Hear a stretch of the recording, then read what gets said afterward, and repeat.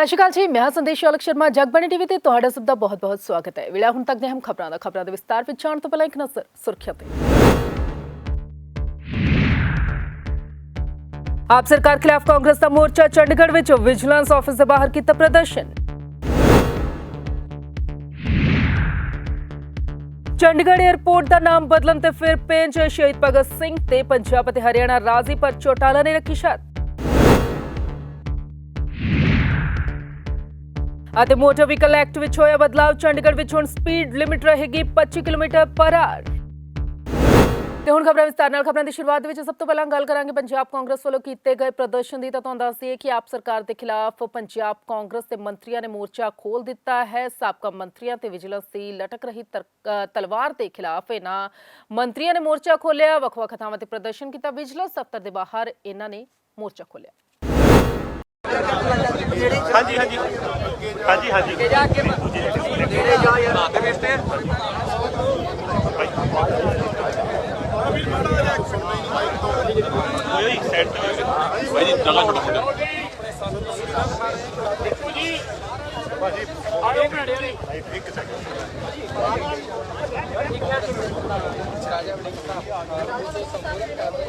Selfie बाद ले vigilance तो राजा वड़िंग संबोधन कर रहे हैं। लाइव तस्वीरें दिखा रहे हैं भाई। एक मिनट आशु जी ते बिट्टू जी मीडिया थोड़ा सा पीछे हो जाओ भाई, पीछे आ जाओ, पीछे आ जाओ, सारे पीछे आ जाओ, सारे पीछे करके करवाई है, कह के पीछे आ जाओ, पीछे थोड़ा सा पीछे आ जाओ। एक फोटो जब एक फोटो आ जाए सारी बिट्टू भाई पीछे आ जाओ ना। ਉਹਦੇ ਚੰਡੀਗੜ੍ਹ ਏਅਰਪੋਰਟ ਦਾ ਨਾਮ ਬਦਲਣ ਨੂੰ ਲੈ ਕੇ ਵੀ ਚਰਚਾ ਕਾਫੀ ਸਮੇਂ ਤੋਂ ਚੱਲ ਰਹੀ ਸੀ ਤੇ ਹੁਣ ਤੁਹਾਨੂੰ ਦੱਸ ਦਈਏ ਕਿ ਇਸ ਦਾ ਨਾਮ ਬਦਲਣ ਨੂੰ ਲੈ ਕੇ ਹਰਿਆਣਾ ਤੇ ਪੰਜਾਬ ਦੋਨੇ ਰਾਜ ਨੇ ਸ਼ਹੀਦ ਭਗਤ ਸਿੰਘ ਦੇ ਨਾਮ ਤੇ ਨਾਮ ਰੱਖਣ ਨੂੰ ਲੈ ਕੇ ਦੋਹਾਂ ਸੂਬਿਆਂ ਵੱਲੋਂ ਰਾਜ਼ੀਨਾਮਾ ਦਿੱਤਾ ਗਿਆ ਹੈ। ਪਰ ਚੌਟਾਲਾ ਨੇ ਫਿਰ ਇੱਥੇ ਇੱਕ ਸ਼ਰਤ ਰੱਖ ਦਿੱਤੀ। ਚੰਡੀਗੜ੍ਹ ਇੰਟਰਨੈਸ਼ਨਲ ਏਅਰਪੋਰਟ ਨੂੰ ਲੈ ਕੇ ਪੇਚ ਫਸਦਾ ਨਜ਼ਰ ਆ ਰਿਹਾ ਹੈ। ਏਅਰਪੋਰਟ ਦਾ ਨਾਮ ਸ਼ਹੀਦ ਭਗਤ ਸਿੰਘ ਦੇ ਨਾਮ ਤੇ ਰੱਖਣ ਨੂੰ ਪੰਜਾਬ ਅਤੇ ਹਰਿਆਣਾ ਸਰਕਾਰ ਰਾਜੀ ਹੈ। ਇਸ ਬਾਰੇ ਵਿੱਚ ਉਹ ਪਹਿਲਾਂ ਵੀ ਵਿਧਾਨ ਸਭਾ ਵਿੱਚ ਮਤਾ ਪਾਸ ਕਰ ਚੁੱਕੇ ਨੇ। ਹਾਲਾਂਕਿ ਹਰਿਆਣਾ ਸਰਕਾਰ ਦਾ ਕਹਿਣਾ ਹੈ ਕਿ ਇਸ ਵਿੱਚ ਪੰਚਕੂਲਾ ਨੂੰ ਵੀ ਜੋੜਿਆ ਜਾਵੇ। ਪੰਜਾਬ ਇਸ ਵਿੱਚ ਸਿਰਫ ਮੁਹਾਲੀ ਨੂੰ ਜੋੜਨ ਦੀ ਗੱਲ ਕਹਿ ਰਹੀ ਹੈ। ਪੰਜਾਬ ਦੀ ਆਪ ਸਰਕਾਰ ਇਸ ਮੁੱਦੇ ਤੇ ਖੁੱਲ੍ਹ ਕੇ ਕੁਝ ਵੀ ਕਹਿਣ ਤੋਂ ਕਤਰਾ ਰਹੀ ਹੈ। ਇਸ ਨੂੰ ਦੇਖਦੇ ਹੋਏ ਅਕਾਲੀ ਦਲ ਨੇ ਵੀ ਆਮ ਆਦਮੀ ਪਾਰਟੀ ਸਰਕਾਰ ਤੋਂ ਜਵਾਬ ਮੰਗਿਆ। ਕੁਝ ਦਿਨ ਪਹਿਲਾਂ ਸੀਐਮ ਭਗਵੰਤ ਮਾਨ ਨੇ ਹਰਿਆਣਾ ਦੇ ਡਿਪਟੀ ਸੀਐਮ ਦੁਸ਼ਯੰਤ ਚੌਟਾਲਾ ਦੇ ਨਾਲ ਮੀਟਿੰਗ ਕੀਤੀ ਸੀ, ਜਿਸ ਤੋਂ ਬਾਅਦ ਮਾਨ ਨੇ ਕਿਹਾ ਸੀ ਕਿ ਚੰਡੀਗੜ੍ਹ ਏਅਰਪੋਰਟ ਦਾ ਨਾਮ ਸ਼ਹੀਦ-ਏ-ਆਜ਼ਮ ਭਗਤ ਸਿੰਘ ਦੇ ਨਾਮ ਤੇ ਹੋਵੇਗਾ। ਇਸ ਦੇ ਲਈ ਪੰਜਾਬ ਅਤੇ ਹਰਿਆਣਾ ਸਰਕਾਰ ਵਿੱਚ ਸਹਿਮਤੀ ਬਣ ਗਈ ਹੈ। ਹਾਲਾਂਕਿ ਸ਼ਹੀਦ ਭਗਤ ਸਿੰਘ ਇੰਟਰਨੈਸ਼ਨਲ ਏਅਰਪੋਰਟ ਦੇ ਅੱਗੇ ਸਿਰਫ ਮੁਹਾਲੀ ਹੋਵੇਗਾ ਜਾਂ ਚੰਡੀਗੜ੍ਹ ਤੇ ਪੰਚਕੂਲਾ ਦਾ ਨਾਮ ਵੀ ਹੋਵੇਗਾ, ਇਸ ਦੀ ਸਰਕਾਰ ਖਾਮੋਸ਼ ਹੈ। ਨਵਾਂ ਮੋਟਰ ਵਹੀਕਲ ਐਕਟ ਆ ਚੁੱਕਿਆ ਹੈ। ਕਈ ਤਰ੍ਹਾਂ ਦੇ ਨਿਯਮਾਂ ਦੇ ਵਿੱਚ ਬਦਲਾਅ ਆਏ ਨੇ ਤੇ ਸਭ ਤੋਂ ਵੱਡਾ ਬਦਲਾਅ ਆਇਆ ਹੈ ਸਪੀਡ ਲਿਮਿਟ ਦਾ। ਚੰਡੀਗੜ੍ਹ ਦੇ ਵਿੱਚ ਇੱਕ ਸਪੀਡ ਲਿਮਿਟ ਨਿਰਧਾਰਿਤ ਕਰ ਦਿੱਤੀ ਗਈ ਹੈ, ਯਾਨੀ ਕਿ ਹੁਣ 25 ਕਿਲੋਮੀਟਰ ਪਰ ਆਵਰ ਦੀ ਸਪੀਡ ਤੇ ਹੀ ਇੱਥੇ ਗੱਡੀਆਂ ਚੱਲਣਗੀਆਂ। ਚੰਡੀਗੜ੍ਹ ਵਿੱਚ ਹੁਣ ਤੋਂ ਤੁਸੀਂ ਕਿਸੇ ਸਕੂਲ, ਕਾਲਜ ਜਾਂ ਹੋਰ ਸਿੱਖਿਅਕ ਸੰਸਥਾਨ ਜਾਂ ਫਿਰ ਹਸਪਤਾਲ ਦੇ ਕੋਲੋਂ ਲੰਘਦੇ ਹੋ ਤਾਂ ਵਾਹਨ ਦੀ ਸਪੀਡ ਲਿਮਿਟ 25 ਕਿਲੋਮੀਟਰ ਪ੍ਰਤੀ ਘੰਟਾ ਤੋਂ ਵੱਧ ਨਾ ਹੋਵੇ। ਚੰਡੀਗੜ੍ਹ ਪ੍ਰਸ਼ਾਸਨ ਨੇ ਮੋਟਰ ਵਹੀਕਲ ਐਕਟ 1988 ਦੇ ਤਹਿਤ ਇਹ ਬਦਲਾਅ ਕੀਤਾ ਹੈ। ਸ਼ਹਿਰ ਦੇ ਪ੍ਰਸ਼ਾਸਕ BL ਪੁਰੋਹਿਤ ਨੇ ਇਹ ਆਦੇਸ਼ ਜਾਰੀ ਕੀਤੇ ਨੇ। ਉਧਰ ਇੰਜੀਨੀਅਰਿੰਗ ਵਿਭਾਗ ਨੂੰ ਵੀ ਆਦੇਸ਼ ਦਿੱਤੇ ਗਏ ਨੇ ਕਿ ਸ਼ਹਿਰ ਦੀਆਂ ਸਿੱਖਿਅਕ ਸੰਸਥਾਵਾਂ ਤੇ ਹਸਪਤਾਲਾਂ ਦੇ ਕੋਲ ਇਸ ਸਪੀਡ ਲਿਮਿਟ ਦੇ ਸਾਈਨ ਬੋਰਡ ਲਗਾਏ ਜਾਣ।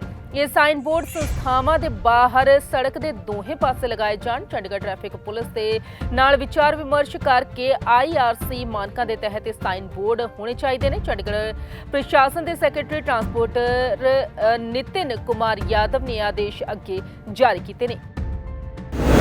ਚੰਡੀਗੜ੍ਹ ਦੇ ਵਿੱਚ ਬੀਤੇ ਦਿਨ ਸੈਕਟਰ 22 ਦੇ ਵਿੱਚ ਇੱਕ ਨੌਜਵਾਨ ਦਾ ਬੇਰਹਿਮੀ ਦੇ ਨਾਲ ਕਤਲ ਕਰ ਦਿੱਤਾ ਗਿਆ ਸੀ, ਜਿਸ ਤੋਂ ਬਾਅਦ ਇਸ ਮਾਮਲੇ ਨੂੰ ਲੈ ਕੇ ਪਰਿਵਾਰਕ ਮੈਂਬਰਾਂ ਤੇ ਦੋਸਤਾਂ ਨੇ ਪੁਲਿਸ ਸਟੇਸ਼ਨ ਦੇ ਬਾਹਰ ਜਾ ਕੇ ਪ੍ਰਦਰਸ਼ਨ ਕੀਤਾ ਤੇ ਪੁਲਿਸ ਨੂੰ ਵੀ ਕਈ ਤਰ੍ਹਾਂ ਦੇ ਸਵਾਲਾਂ ਦੇ ਘੇਰੇ ਵਿੱਚ ਰੱਖਿਆ। ਉਹਨਾਂ ਦਾ ਕਹਿਣਾ ਹੈ ਕਿ ਪੁਲਿਸ ਨੇ ਅਹਿਮ ਦੋਸ਼ੀ, ਜਿਹੜੇ ਮੁੱਖ ਦੋਸ਼ੀ ਨੇ, ਉਹਨਾਂ ਨੂੰ ਨਾ ਤਾਂ ਗ੍ਰਿਫਤਾਰ ਕੀਤਾ ਤੇ ਨਾ ਹੀ ਉਹਨਾਂ ਦੇ ਨਾਮ ਜਾਗਰ ਕੀਤੇ ਨੇ।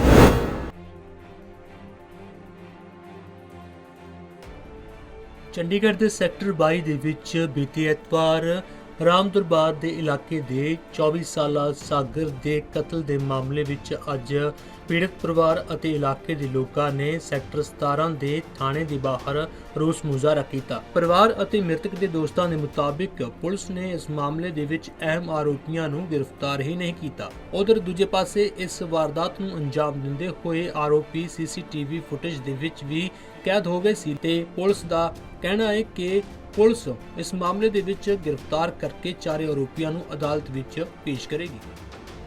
5:30 बजे का टाइम था, तो हम अरोमा से आ रहे थे, स्लिप रोड से मुड़े तो उनकी गाड़ी रॉन्ग साइड से आ रही थी। वहाँ पे एक लड़का खड़ा था साइड में ऑटो पकड़ने के लिए, तो उन्होंने उसे हिट किया। तो हमारी गाड़ी आगे थी, हमने रोकी, तो गाड़ी रोक के हमने लड़के को पूछा, लड़का ठीक है? तो फिर वो अपनी गाड़ी से उतरे।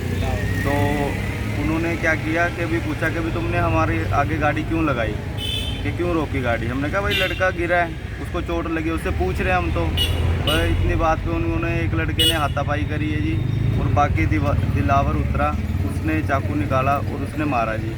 और बाकी लड़कों के पास हथियार थे चारों के पास जी। सर पहले कोई रंजिश नहीं हुई सर, ये उनका मेन बंदा है जी, वो पुलिस वाला है, तो इसीलिए ज़्यादा गुंडागर्दी करते हैं। बताया था मैंने थाने में कि भी ये दिलार अभी फरार है, तो इसीलिए मतलब उनके पावर उनके पास ज़्यादा है ना सर, तो इसीलिए मेरी जान को खतरा हो सकता है। तो पुलिस वाले थोड़ी सपोर्ट करें, उनको लड़कों को जल्दी पकड़े। मैं ये अपील करता हूँ सर, मेरे भाई को इंसाफ मिले। इंसाफ करते हैं जो मैन बंदा दिलावर मैन बंदा वो ये जो अपनी रामदरबार की में उसके साथ उसके गलत संबंध है, उसने मैडम का ब्याह था, उस मैडम ने सारा बगाया। जहाँ पे मेरे भाई का मर्डर हुआ है वहाँ पे सीसी फोटो लगे हुए हैं, तो वो निकलवाए ना प्रशासन, क्यों नहीं निकलवाते सर? हमें वो फोटो चाहिए, हमें फोटो चाहिए, और वो कातिल चाहिए सामने जिसने मेरे भाई को चक्कू मारे हैं इतनी बेरहमी से है। मेरे भाई का तो कोई कसूर भी नहीं था सर, उसमें भी मेरे भाई का कसूर था, कोई कसूर नहीं सर मेरे भाई का, कोई दम था तो घर पे आकर हमला कर देना, पता लग जाता है इनको। और साथ में वो नेहा भी जो उनसे मरवा रही है मेरे भाई को, उसका क्या लगता था? वो जो मरवाया मेरे भाई को, उसने क्या दुश्मनी थी उसकी मेरे भाई से, जो मरवाया मेरे भाई को? हमें इंसाफ चाहिए, बस कुछ नहीं चाहिए हमें। वो बंदा पेश कर दो, नहीं तो हमें हमारे हाथ में दे दो उस बंदे को, हम मारेंगे जैसे हमारा बंदा मारा, हमें दुख है। जो चारों जस्ट है ना, वो पुलिस हमको उनसे कुछ नहीं लेना। जो मेन है ना दिलावर, जिसने मर्डर करा है, मेन हमको वो चाहिए, हमको इंसाफ चाहिए सर। ठीक है, हमको ये क्या है, ये तो वैसे ही बिठा लिए इन्होंने। जो मेन है वो बंदा तो मुद्दे पे ही नहीं। जिसने सबसे ज़्यादा जिसने मर्डर करा है ना, दिलावर है, वो उसी बंदे को पेश करा जाए। उसको तो पकड़ ही नहीं, लिस्ट में नाम चढ़वाया, उसका नाम नहीं आ रहा, कोई नाम कटवाया जा रहा। जैसे मेरा भाई मारा है, हम चाहते हैं उस बंदे को भी ऐसे ही सजा दी जाए। अब आप 4 बंदे पकड़े हैं ना, उनको भी, और जो मेन बंदा है उसे भी, या फिर हमें भी। मेन बंदा दिलावर है जिन्होंने चाकू से वार किया। नहीं है, हम इंसाफ चाहिए, हम इंसाफ चाहिए मेरे बच्चे सर जो मैन है वो भी तक जो मैन बंदा उसे पकड़ा चाहिए। मैं इतना वोट लेने कितना चाहिए मेरे बच्चे? हमें लाश नहीं लेनी, कातल नहीं पकड़ा जाएगा, इतना मैं लाश नहीं लेनी, इतना नहीं वो बंदा पकड़े जाना, मैं लेने के लिए हमें लाश नहीं लेने की हमें इंसाफ चाहिए।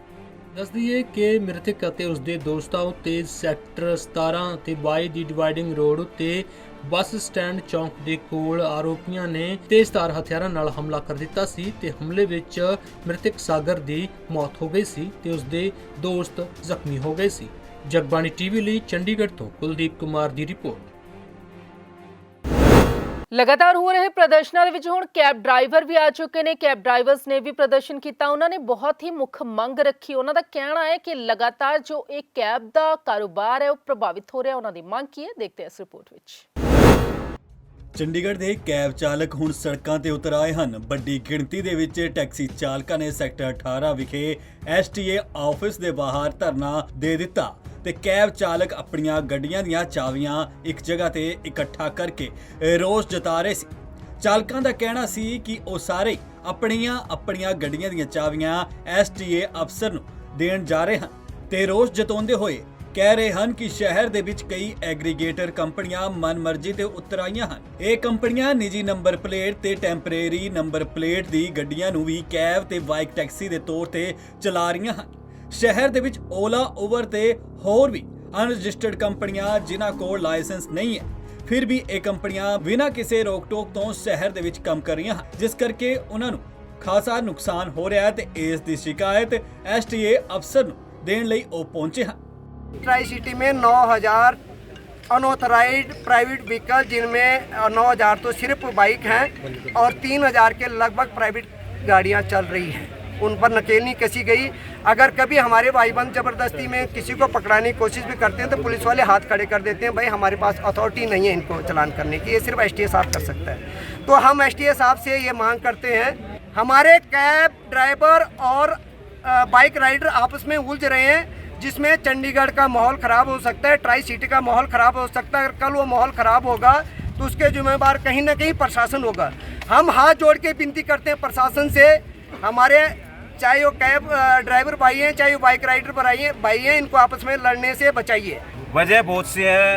वजह तो पहली बात तो STA साहब ने लाइसेंस दे रखा है ओला उबर को यहाँ पे चंडीगढ़ में काम करने का, और इन ड्राइवर सबको STA साहब को भी पता है कि अनऑथराइज्ड है, लेकिन फिर भी STA साहब उन पे कोई लगाम अभी तक नहीं कस पा रहे हैं।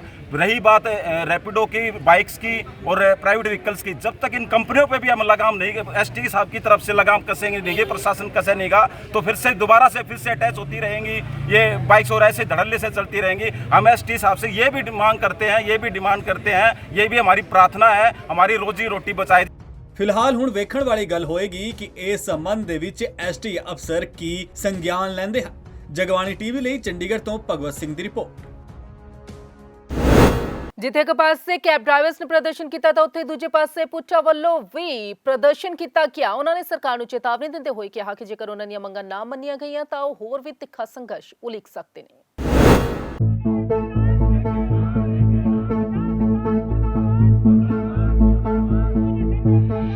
ਪੰਜਾਬ ਯੂਨੀਵਰਸਿਟੀ ਦੇ ਵਿੱਚ ਪੁੱਟਾ ਵੱਲੋਂ ਜ਼ੋਰਦਾਰ ਪ੍ਰਦਰਸ਼ਨ ਕੀਤਾ ਗਿਆ ਤੇ ਉਹਨਾਂ ਨੇ ਕਿਹਾ ਕਿ ਸਰਕਾਰ ਜਲਦ ਹੀ ਉਹਨਾਂ ਦੀਆਂ ਮੰਗਾਂ ਪਾਸੇ ਧਿਆਨ ਦੇਵੇ ਤੇ ਜੇਕਰ ਉਹ ਧਿਆਨ ਨਹੀਂ ਦਿੰਦੀ ਆ ਤੇ ਆਉਂਦੇ ਦਿਨਾਂ ਦੇ ਵਿੱਚ ਇਹ ਰੋਸ ਮੁਜ਼ਾਹਰਾ ਹੋਰ ਵੀ ਤੇਜ਼ ਹੋ ਜਾਵੇਗਾ। ਤੇ ਦੱਸ ਦਈਏ ਕਿ Punjab university teacher association PFECTO ਦੇ ਬੈਨਰ ਹੇਠਾਂ ਲਗਾਤਾਰ UGC ਦੇ ਪੇ ਕਮਿਸ਼ਨ ਨੂੰ ਲਾਗੂ ਕਰਨ ਦੀ ਮੰਗ ਕਰ ਰਹੀ ਹੈ ਤੇ ਇਸ ਦੇ ਤਹਿਤ ਉਹ ਪਿਛਲੇ ਕਈ ਮਹੀਨਿਆਂ ਤੋਂ ਰੋਸ ਮੁਜ਼ਾਹਰਾ ਆਪਣੀਆਂ ਮੰਗਾਂ ਨੂੰ ਲੈ ਕੇ ਕਰ ਰਹੀ ਹੈ। ਮੁਜ਼ਾਹਰਾਕਾਰੀ ਅਧਿਆਪਕਾਂ ਦਾ ਕਹਿਣਾ ਸੀ ਕਿ ਪੰਜਾਬ ਦੀ ਵਰਤਮਾਨ ਸਰਕਾਰ ਨੇ ਉਹਨਾਂ ਨਾਲ ਵਾਅਦਾ ਕੀਤਾ ਸੀ ਕਿ ਉਹ ਜਲਦ ਹੀ ਇਸ ਨੂੰ ਲਾਗੂ ਕਰਨਗੇ, ਪਰ ਅਜੇ ਤੱਕ ਲਾਗੂ ਨਹੀਂ ਹੋਇਆ, ਜਦਕਿ ਹਿਮਾਚਲ ਤੇ UT ਦੇ ਵਿੱਚ ਵੀ ਇਸ ਨੂੰ ਲਾਗੂ ਕਰ ਦਿੱਤਾ ਗਿਆ। ਤੇ ਨਾਲ ਹੀ ਉਹਨਾਂ ਨੇ ਕਿਹਾ ਕਿ ਆਪਣੀਆਂ ਮੰਗਾਂ ਨੂੰ ਹੋਰ ਤੇਜ਼ ਕਰਨ ਦੇ ਲਈ ਜਦੋਂ ਤੱਕ ਸਰਕਾਰ ਗੌਰ ਨਹੀਂ ਕਰਦੀ ਹੈ ਉਹ 25 ਅਗਸਤ ਨੂੰ ਪੰਜਾਬੀ ਯੂਨੀਵਰਸਿਟੀ ਪਟਿਆਲਾ ਦੇ ਵਿੱਚ ਵੀ ਰੋਸ ਮੁਜ਼ਾਹਰਾ ਕਰਨਗੇ। ये ऐसा है, आम आदमी पार्टी की सरकार मार्च में आई है और करीब 6 महीने का टाइम निकल गया है, लेकिन 45 के ऊपर आम आदमी के MLA ने इलेक्शन में जाने से पूर्व उन्होंने राइटिंग में दिया था कि हम जैसे ही सत्ता में आएंगे हम इस मांग को पूरा करेंगे, और आज तक जो है ये मांग पूरी नहीं हुई। मैं आपको बता देना चाहता हूँ कि भगवंत मान जी ने विधानसभा में इसकी घोषणा की और उसकी पुष्टि फाइनेंस मिनिस्टर चीमा साहब ने की। इस बात से हमें उम्मीद जगी थी कि एक नई सरकार है और उनकी कार्यशैली कांग्रेस की सरकार से डिफरेंट। आपको पता है कि कांग्रेस की सरकारों ने करीब 1 साल के संघर्ष के बावजूद भी तमाम वादों के बावजूद कुछ दिया नहीं, और ये कैसा मांग है आपको पता है कि केवल एक पंजाब स्टेट है, देश के किसी स्टेट को आप देख लें तो ये कमीशन लागू हो चुकी है। पंजाब के साथ UT और हिमाचल प्रदेश भी जुड़ा हुआ था। आपको पता है, मीडिया से आप जुड़े हैं, कि इन दोनों का भी काम हो चुका है। तो पंजाब सरकार को अगर अभी नहीं इस चीज़ को लागू करने का मन बनाया है तो अब कोई मसला बचता नहीं है। इसलिए PFECTO ने सोचा कि अब हमें घर से बाहर निकल करके इसको किसी भी तरह अमली जाना पहनाना होगा। 10 तारीख को रैली हुई थी लुधियाना में, वहाँ से एक मैसेज निकला कि हम 22 तारीख को पंजाब यूनिवर्सिटी में और 25 तारीख को डिफरेंट लोकेशंस पर करेंगे, और उसके बाद PFECTO बैठ करके सोचेगी कि किस तरह से सरकार को अप्रोच करना है। ਜਿਹੜੀ ਕਿ ਦੂਜੀ ਸਰਕਾਰ ਮਾਰਚ ਦੇ ਵਿੱਚ ਐਜ਼ਿਊਮ ਕੀਤਾ ਉਹ ਬਦਲਦੇ ਰੂਪ ਵਿੱਚ ਆਈ ਸੀ। ਬਦਲਦੇ ਰੂਪ ਵਿੱਚ ਸਭ ਨੇ ਦੇਖਿਆ, ਸਮਾਜ ਦੇ ਹਰ ਹਿੱਸੇ ਨੇ ਦੇਖਿਆ, ਟੀਚਰਸ ਨੇ ਵੀ ਉਹਨਾਂ ਨੂੰ ਦੇਖਿਆ। ਇਲੈਕਸ਼ਨ ਦੇ ਟਾਈਮ ਅਸੀਂ ਉਹਨਾਂ ਨੂੰ ਅਪਰੋਚ ਕੀਤਾ, ਉਹਨਾਂ 'ਚੋਂ ਜਿਹੜੇ ਵੀ ਕੈਂਡੀਡੇਟ MLA ਦਾ ਇਲੈਕਸ਼ਨ ਲੜ ਰਹੇ ਸੀ ਉਹਨਾਂ ਦੇ ਵਿੱਚੋਂ ਬਹੁਤ ਸਾਰਿਆਂ ਨੇ ਸਾਨੂੰ ਲਿਖਤੀ ਰੂਪ 'ਚ ਦਿੱਤਾ ਕਿ ਅਸੀਂ ਆਉਂਦੇ ਹੀ ਤੁਹਾਡੇ ਇਹ ਮੁੱਦੇ ਹੱਲ ਕਰਾਂਗੇ, ਤੇ ਜਿਨ੍ਹਾਂ 'ਚੋਂ 40 MLA ਜਿੱਤ ਕੇ ਆ ਚੁੱਕੇ ਨੇ। ਸਾਡਾ ਸੰਘਰਸ਼ ਫਿਰ ਵੀ ਚੱਲਦਾ ਰਿਹਾ। ਸਾਨੂੰ ਲੱਗਾ ਕਿ ਨਵੀਂ ਸਰਕਾਰ ਬਣੀ ਆ, ਉਹ ਖੁਦ ਹਰ ਵਾਰ ਬਿਆਨਬਾਜ਼ੀ ਇਹ ਕਰਦੇ ਆ ਕਿ ਨਵੀਂ ਸਰਕਾਰ ਆਈ ਆ, ਨਵੇਂ ਘਰ 'ਚ ਵੀ ਤੁਸੀਂ ਸ਼ਿਫਟ ਕਰਦੇ ਆ, ਟਾਈਮ ਲੱਗਦਾ, ਤੇ ਅਸੀਂ ਉਹਨਾਂ ਨੂੰ ਟਾਈਮ ਵੀ ਦਿੱਤਾ। ਇੰਨੇ ਦੇ ਵਿੱਚ ਕਿਉਂਕਿ ਇਹ ਕੋਈ ਮੁੱਦਾ ਐਸਾ ਖਾਸ ਨਹੀਂ ਕਿ ਜਿਹਦੇ ਵਿੱਚ ਉਹਨਾਂ ਨੂੰ ਸਮਝਣ ਨੂੰ ਬਹੁਤ ਜ਼ਿਆਦਾ ਟਾਈਮ ਲੱਗੇ, ਕਿਉਂਕਿ ਕੋਈ ਵੀ ਸਟੇਟ ਇਸ ਦੇਸ਼ ਦਾ ਰਹਿ ਨਹੀਂ ਗਿਆ ਜਿੱਥੇ ਇਹ 7th pay commission UGC pay scale ਕਿਸੇ ਵੀ ਯੂਨੀਵਰਸਿਟੀ ਜਾਂ ਕਾਲਜ ਟੀਚਰ 'ਚ ਇੰਪਲੀਮੈਂਟ ਨਾ ਹੋ ਗਿਆ। ਉਹਨਾਂ ਨੂੰ ਕੋਈ ਇਹਦੇ 'ਚ ਹੋਮਵਰਕ ਜ਼ਿਆਦਾ ਕਰਨ ਦੀ ਜ਼ਰੂਰਤ ਨਹੀਂ। ਫਿਲਹਾਲ ਹੁਣ ਵੇਖਣ ਵਾਲੀ ਗੱਲ ਹੋਏਗੀ ਕਿ ਪੁੱਟਾ ਵੱਲੋਂ ਕੀਤੇ ਗਏ ਇਸ ਪ੍ਰਦਰਸ਼ਨ ਤੇ ਸੰਬੰਧਿਤ ਵਿਭਾਗ ਕੀ ਕਦਮ ਚੱਕਦਾ ਹੈ। ਜਗਬਾਣੀ ਟੀਵੀ ਲਈ ਚੰਡੀਗੜ੍ਹ ਤੋਂ ਭਗਵਤ ਸਿੰਘ ਦੀ ਰਿਪੋਰਟ। रुक मौसम का कर लेने तो लगातार गर्मी बढ़ती ही जा रही है। गर्मी के सितम तो लोग परेशान ने। जो तापमान की गल की जाए तो अज वध तो वध तापमान 34.8 डिग्री सैल्सियस से घट्टो घट्ट तापमान 26.6 डिग्री सैल्सियस दर्ज किया गया। ताज़े इस बुलेटिन दे विच बस इतना ही, फिर होगी मुलाकात। सत श्री अकाल।